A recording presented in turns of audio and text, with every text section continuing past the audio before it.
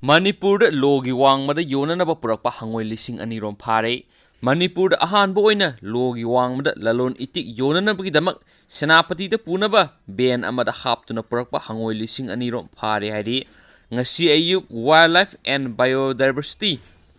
Conservation Committee WBCC Manipur gi membersingna Thawal Police Kusamnaduna Faraba Matung Range Forest Office Thawal Kusina Kray Ramasigi Matangna Forest Departmental Mapan of Wildlife Protection Act WPA under Section 501 gi of WPA 1972 gi makhada case ama lakhotkhre phagatkraba hangoi sing aduna ngasinung thil safagadaba mafam yenglaga thadokkhre hangoi phabada sinaribasing aduna CGM Thawal gi kota puthoklaba matung September 10 fawba forest custody rima laukthakre hari hangoi puduna laklibasing adude moirangthem inaw allies kansing sei kuntraga mapan amadi mahaki loinabi senapati ningol moirangthem asan sei nifu kawi makhoi animak tenta khuna awang laikai digi haujigna senapati gi Mount Everest leibani hangoi haptuna purakpa ben adugi number MN01W7107 ni hari makhoi na hangoi sing asi tentha da leiba moirangthem anan kauba amagi yumda khomgatlaba matung senapati da pubani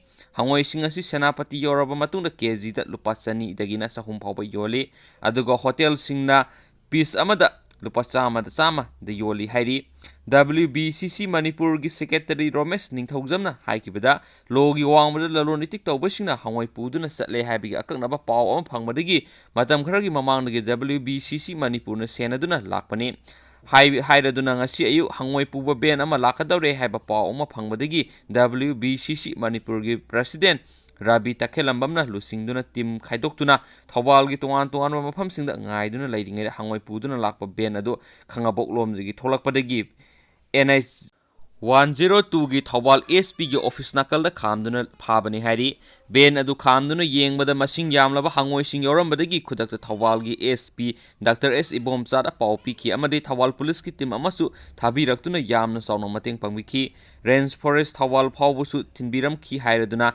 ASP Dr. S Ibomcha amadi police team adubusu WBCC Manipur gi makhedigi thakatpa phungduragli nakal maromda logi wangmada lalon itik tawnambagi damak senapati da punanaba ben amada haptuna purakpa atangba hangoi makhal Indian bullfrog and Indian skipper frog